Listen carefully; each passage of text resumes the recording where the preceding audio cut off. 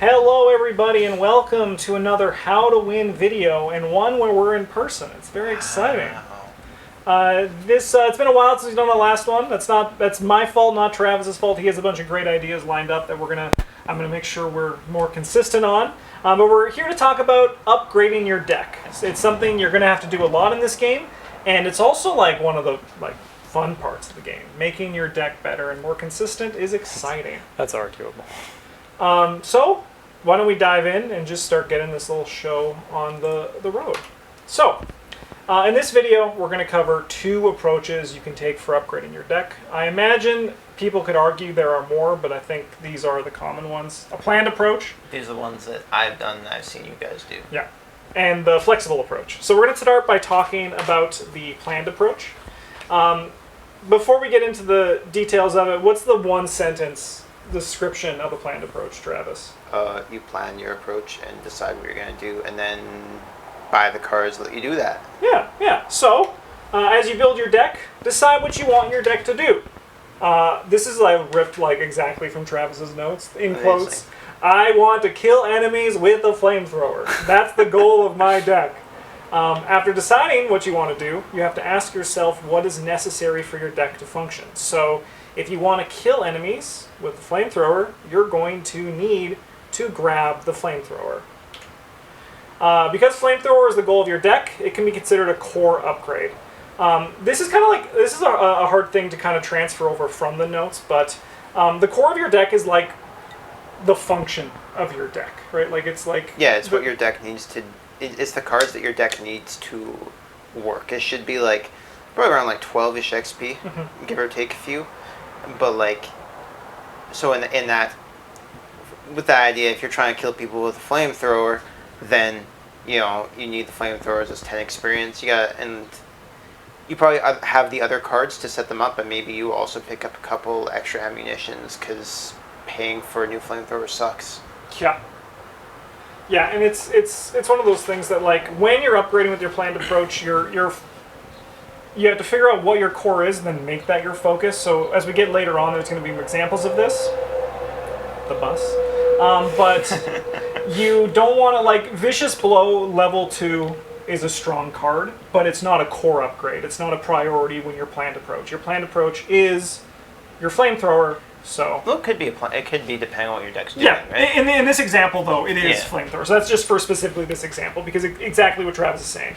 You decide your goal for your deck with your planned approach. You decide what your core is, and that's the first part you stop. Yeah, because if you show up to a game and your deck, you're I'm going to be the monster fighter, and then your deck can't kill monsters, the people you're playing with are going to be kind of upset with you.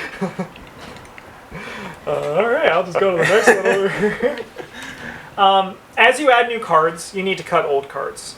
This is, we're going to talk about this more on the next slide here, but this is I think from all of the discussions I've had with people on the channel, as well as discussions I've seen with new players in Arkham Horror, figuring out what card to cut is a tough choice. Because you probably like the majority of the cards you put in your deck, but you're going to have to make the decision to cut some. Luckily with Flamethrower, what's going on out there? But luckily with Flamethrower, the choice for that one's pretty easy, because Flamethrower, your goal is to kill enemies, so when you bring in Flamethrower, you can cut one of the weaker weapons from your deck for it.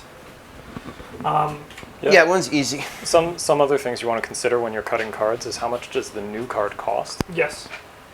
Versus the card that I'm cutting, right? If you're massively increasing the amount that your deck costs to play, then you get to play less game. Yeah, you can't cut survival knife for flamethrower and be this is fine. You could, but you really shouldn't cut things like emergency cash for flamethrower. Oh yeah, no, I guess you could, but you should have in your initial deck have more economy than you need for the first couple of That's actually, and that's something when you get into more advanced knowledge of the game, building part of the planned approach starts when you're just building your deck. So you can actually have extra economy in your level 0 deck to make it so that the problem Bryn bringing up isn't actually a problem. You're planning for it. Yeah. Sometimes what to cut isn't an easy choice. Good cards to cut can be placeholder cards. Cards that carry you through the early game. A great example of this in Seeker is Inquiring Mind. that finds a place in a lot of Seeker starting decks, and it's just an easy card to get rid of later on. Obsolete cards, cards that are outclassed by better cards. This is an example that we just had with Flamethrower being Flamethrower replacing one of your weaker weapons. And then the easy one is lower XP versions of newly added cards. This is by the rules. You have to, unless you're playing the 2 parallel investigators, which we don't recommend for new players to even like smell. It's just they have to replace those. Yeah. Yeah, you can't have 4 copies of Lucky in your deck. If you're upgrading Lucky, you gotta take the old ones out. After adding Flamethrower to your deck, the core of your deck isn't finished yet. So like the goal of your deck is, but it extends beyond just the Flamethrowers. They're going to ask further questions. So the next question, one of those, is you need to ask yourself what cards enable my new upgrades to work. Flamethrowers, as you can see, not including the taboo list, is an expensive card, 5 XP. There's high variance building around high XP cards.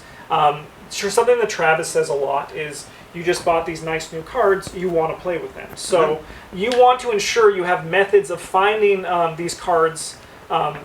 So ensuring you have methods of finding these cards means your deck will be more likely to do what it wants to do. Yeah, so if you put 10 experience into your deck and you spend it on like 4 2 experience cards and 2 1 experience cards, then you can they're just going to probably be solid cards, and your deck's not going to be like that much better when you have them in a lot of cases, but they are going to be, you're going to see more of them, and it's going to sort of average out. Whereas if you put 2 Flamethrowers into your deck, if you don't draw the Flamethrower, your deck's probably going to be crap, just garbage. Yeah. You want to make sure you can, if you're building around Flamethrower, or if you're building around anything, you want to make sure you have it. Yeah, you want to play cards that ensure that you can get it and get it into play. The downside here is that these next 3 cards we're going to recommend aren't once again focusing on the Flamethrower, aren't exactly exciting cards. They're kind of just like boring, high function, but like their function is key. Yeah, but this series is how to win, not how to have fun. Exactly. But the fun comes from winning. Oh my gosh. Only for some people. It's true. Is that why you didn't leave the jungle in the last one? You're just like, I'll continue to risk it. What cards enable your upgrades to work? So, card draw to find what you need. So, Prepared for the Worst should be in this deck as you're building this because you want to find your Flamethrower. And Stick to the Plan means that you can start with Prepared for the Worst in your opening hand. It costs 6 experience, so it is expensive, but it will ensure that you are much more likely to find a Flamethrower in the... Yeah, not just because you get to start the game with a Prepared for the Worst, but your deck when mulliganing is also 3 cards smaller. Yeah. 2 of the other cards in your deck don't count. So it's like you're mulliganing out of 28 cards instead of 33. Resources to play your cards. This is going to like what Bryn said too. You're going to need a plan for these high resource cost cards. And a great one for that is Ever Vigilant. It also is a tactic, so it can be under your Stick to the Plan, which means that you just like always have it for the turn you want to play it, which is probably the first turn because you use your Prepared for the Worst to get it and Flamethrower and then something else as well. Sometimes it's your second turn because you also have an emergency cache under your Stick to the Plan, and you want to play that first and then... Yep. Yeah, so like once again, like Ever Vigilant. Or more often, like you play the Prepared for Worst to find your weapon, and then you're Ever Vigilant the next turn to play the cards. Yeah. And like once again, like Ever Vigilant isn't. You don't look at this card and you say like, "This is so cool. I get to burn enemies with a Flamethrower," but it's very good. It's really good. And then supporting cards. This is something that Travis said earlier. What's less expensive than a new Flamethrower? Extra ammunition on your Flamethrower. Yeah, like so, an extra ammunition is, as long as you have a Flamethrower, it's like more copies of your Flamethrower that cost less. Yeah. Kind of. So. Well, it's a supply, so it also goes under Stick to the Plan. It does. Imagine that. Wow, look at that! Look at all that! Like that is it's the 3 cards. We're building a deck for you. Yeah. So what gets cut for these economy upgrades? We're going to say something right now. Actually, no, we're going to save that to the end because it is the point we're ending on, and it's probably the most important point in this whole video. But worse economy cards. So, like, Stand Together can work well in the early game, but you might be like, Ever Vigilant starting under me is all I need to really get going, because then everything else is like skills or cheap events. So you can look at Stand Together can get out. And then obsolete cards. Like, Guard Dog is fine in the early game and like in some investigators, but probably in your flamethrower deck at this point, guard dog is just like not bringing the heat that say like a beat cop is, or even like a Tetsuo Mori, right? Yeah, like in this case, guard dog provides you with some soak, which is nice, but also it provides like extra damage is a big part of it. And if you're playing the flamethrower, do you really need that much more damage, Yeah. right? Yes. You're not going to be sitting there and like I guess I can take a hit to like ding him for 1 and finish him off. You're like, no, I'll just torch him for 4. Yeah. No, Travis, you're saying I can take a hit so that I can ding him and move to a location with more guys. I mean, like, Yeah. All right. Once the core of your deck is established, you get to start just increasing general strength. So 2 examples here are B-Cop level 2, because now you can actually use his ability, and Vicious Blow level 2, which is just like, more damage. And if you want to light monsters up on fire with a flamethrower, Vicious Blow. You can light more monsters on more fire. it also lets you just like punch enemies that you don't want to spend a flamethrower charge on. Yes. But yeah, this section is mostly about just like adding things to your deck that aren't important to your or critical to your game plan, but you're just improving your deck, right? Yeah. There's a good chance you're already playing B-Cop and Vicious Blow, so why not spend a little bit of experience and have them be more impactful? Heck yeah. After your core, consistency and strength of your deck is increased, you can look at covering your weaknesses. This include Elder Sign Amulet, and I've had worse level 2 are just 2 examples that we have here. Yeah, like I think this was like Mark Harrigan deck or something like that. Mm-hmm. Yeah. He's only got 5 brains, so like maybe if you've picked up a mental trauma or 2 and you don't want to just die every scenario, you can't shoot your flamethrower if you're dead. Yep. Then you want some cards that can keep that from happening. Yeah, and like this once again like falls into that camp where it's like kind of just like, oh good, I gotta buy an Elder Sign Amulet. Yeah, but and like you don't always have to upgrade these after you buy Yes. your B-Cop and your Vicious Blows. Like if you need them, you need them. It doesn't matter how good your deck is if you're dead. Yeah, it's also worth noting that the I've had worse, if you really need it, it could also fall into the economy camp of your deck. Yeah. Because you do gain resources for preventing the damage. I wouldn't play it as an economy card, But but no, like, usually not. But if it's like it's a card that like if it's in your hand and you're lacking economy, you can kind of make that happen. Yeah. yeah, no, it's nice. And like going on with what you were saying, Travis, like we're not saying like with your planned approach, this is the order. This is just an example of a planned approach. And like it'll make sense, especially when you see the flexible approach that we're going to be talking about next.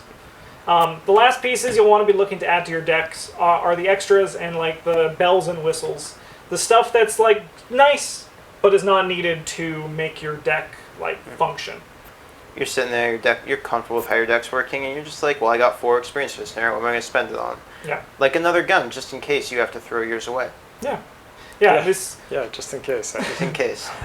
This is most common like when you're going into like the 7th and 8th scenario. You'll get to this part of your deck. Unless, yeah. And like for a flamethrower deck, you're probably like you can't just afford to pump your deck full of big guns. You can't be playing. You're not going to afford to have 2 flamethrowers and 2 lightning guns. You know. Yeah, like you could maybe get 3 of them before it's too late for your upgrades to really count. And you're probably going to be playing some other cards, like the 45 automatic is a solid choice just in the interim, in case you can't find your flamethrower if you're prepared for the worst, and like there's going to be monsters to kill and you need something to do it, and you don't feel bad about throwing it away after you draw your flamethrower, but it might as well just be better. Yep.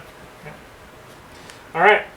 The planned approach for upgrading allows your deck to grow its strength quickly, providing consistency and power early in the campaign. To repeat a point earlier, when using the planned approach, if you want your deck to do something, plan for your upgrades as you build your initial deck. And it doesn't need to be complicated. I have this note here that's just what I had for my Mandy Thompson deck. And it just says, Pendant of the Queen, Mr. Rook, Mr. Rook. And like, you just need points like that. And it's just, it doesn't have to be complicated, but if you have a plan, get your steps for that plan. I literally write this up for my family when I play with them. So. All right, let's talk about the flexible approach. So this one's a little bit strange, and is honestly, I'll get to the slides when they say it. But the flexible approach adapts its upgrading strategy to what's needed. So you don't really have like a plan. You're not like, hey, we're going to be using a mystic for this, where your plan is like, I am going to get this card in specific and then build around that card. You're just like, I'm going to just do what I need to do when it's needed. Yeah, this is like better if you're building decks separate, like not in conjunction with people, so you don't necessarily know what they're bringing to the table. Also, this is how we do it less now, but this is how we used to upgrade pretty much all of our decks. Yeah, this is how I still upgrade my decks. Yeah. I don't sit down with any particular plan in mind usually. You're just like, I get clues, like, hey, this card gets clues, it seems neat. This card Get seems in cool. here. You're playing, you're like, you just think this card would be neat with it. Yeah. As you upgrade, ask yourself what you or your team struggles with and how you can fix that weakness. So if you need clues because the team is kind of lacking clue getting, you can grab a clairvoyance, or if like, you know, you kind of did that thing that a lot of people do when they're building mystics for the first time, which is like have like damage spells and clue spells, and then you're like, okay, I really don't need these damage spells. I can start looking at clues because my monster hunter is actually My other guy monsters. brought a flamethrower deck and does nothing else, so... Are you weak to the encounter deck? In that case, like look at ward of protections, either the 2 or the 5, depending on, you know, how selfish you are. Yeah, maybe your partner is like Joe Diamond and he can't fight the encounter deck good and would really like your help. Yeah. As you're upgrading with a flexible approach, consistency should be important no matter which approach you take. Ask yourself, what do I need to consistently fill the role that I'm needed in? Better economy, an example of this in Mystic is Word of Command. Robes of Endless Night also can get there. Word of Command, these are just the upgraded ones. But Word of Command can be really nice if you need to find a specific spell. It's not really economy, it's like card... it kind of is, because like it ensures that you can just... It's economy in the same way that like Prepared for the Worst is. Yeah, and that's why, like, because that's what we called it in a previous video. Okay. So like that's why we're just like sitting with the word economy. Consistency. We're stupid. Yeah. And another example here is like different cards. So cutting one spell for another. The example here is that I just said, if your friend brought a flamethrower and is just lighting everything on fire, get rid of your Azure Flames for a Rite of Seeking, as an example. As holes are filled, you can look at increasing your deck quality with your upgrades. This is where it kind of gets like, you know, fun. You can get upgraded Guts, upgraded Grotesque Statue, upgraded Twyla, Robe of Endless Night. Like, you know, it's basically you just look at your binder, flip through the pages, and say, what's fun? What do I want to upgrade to? There's not much to say about the flexible approach. As you can see, we're already done. Choose the approach that works best for you and for the role you fill on the team. So as Travis was saying, if you are building separately, the flexible approach works really well for that. And just that, what I've found as I have built as well, and from what I've people talking, the Monster Hunter and Clover is a bit more focused than a generalist or support. So with a generalist support, you're more likely to use the flexible approach because your job is to literally fill gaps. If you want to know what those roles are, if you go down to the description, there is a link to Understanding Investigator Roles, and it can kind of help you then, as you're in the headspace and you're just learning the game and you want to win, try, as your Monster Hunter or your Clover, build trying a planned approach, because you're going to probably see better results from it. And of course, this isn't set in stone. Do the method that works best for you. Finally, when you're upgrading, never forget these 3 important things. Number 1, it's okay to bank XP. Why is that important, Travis? Because if you only get 4 experience and you need to buy a flamethrower, you're better off just saving it to buy a flamethrower instead of spending it and then being like, wow, I hope I get 5 experience next scenario. Yeah. It's not going to work out for you. And then also, like, this happens a lot too, where you're like, you spend 3 of it and you're like, I have 1 more to spend. I'll just put this in my deck, where, you know, waiting for a 2 experience card itself is also good. And permanents don't cost deck space and don't require cards to be cut. That's pretty straightforward, but I know we made that mistake earlier on, and you might, so just be aware of it. And the most important point, don't cut your economy. When you're upgrading, don't get rid of your cards that give you resources or give you cards unless you're replacing them with something else that fills that role. Or alternatively, you are upgrading into a deck that requires these things less. Like possibly you're paying for expensive skills. Yes. And that's what you want to do now instead of running around with expensive items. Then maybe you don't need to get the money so much anymore. But you know, like really just don't do it. Yeah.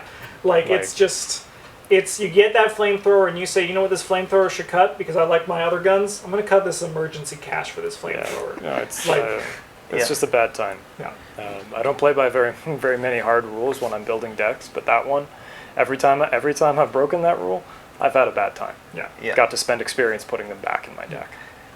To go back to the permanence thing, an important reason for why so like if your deck is already functional and you have experience, you don't want you want to spend it, like you want to improve your deck. But if your deck's just working fine, you don't want to take cards out to just for the sake of it, right? Yeah. And even just buying, like, Keen Eye isn't a great card for our Flamethrower deck. We're probably never going to use the book. We're rarely going to have the money to pay for the fist boost. But once in a blue moon, maybe it is relevant. And if the rest of our deck functions fine, like, we don't have to add it into our deck. It's always just there. Yeah. It's just another option. It just makes the deck better without actually changing the deck. Yeah, I first see like that observed card before experience permanent. That's Yeah. just going to be a lot of like 7 to 8 campaign like upgrade. I'm just be like, frickin', who cares? Put it in Yeah. here. Give me a Ram Tarot Yeah. card. Yeah. A solid example is like the purple one where you get to put Doom on to get better at Punch or Brain. Sure, it doesn't seem like it's great all the time, but But it at least actually like twice the kind of scenario, is. you're Yeah. kind of just like, well, more Doom doesn't do anything here, so let's do it. I'm +3 to everything I try to do this turn. Yeah. Or your blue deck, you're playing your beat cops and like your Tetsuo Moris, and you know, like, hey, throw a charisma in there. Like, Yeah. Yeah. Yeah. you're not gonna have them in play very often, but you know, maybe you can. Anytime you do, it'll feel pretty good. It Yeah. also like works with like Relic Hunter too. You know, just Yeah, you're playing a Wendy deck, and like maybe you're not built around Wendy's Amulet, but you've also got some Crystallizer Dreams. You don't want to throw those away. So just put them in. You can wield dual crystallizers. I can't. don't do that. It doesn't do anything. Yeah, it's really bad. It's really bad. There's a reason I haven't do done that. this. So hopefully this has better helped you understand upgrading your deck in the game of Arkham Horror. What other topics do you want us to cover? Let us know in the comments. I did say Travis has a bunch that we're going to be talking about. What are the ones that you have written? Scaling? Yeah, scaling with like players and Oh. difficulty. I was really hoping it was going to be about snakes. Yeah. Nope. And then there is card evaluation. And we also have Is the- building the with jank, jank, yeah. and around gimmicks. Cool. I feel personally attacked by that one. So we used to do these, we used to have a better thing, so we're going to try to get back to the once a month for these videos. So we'll see you guys again in a month for understanding one of those. Thanks for watching, everybody. Have a good one, and as always, GG's.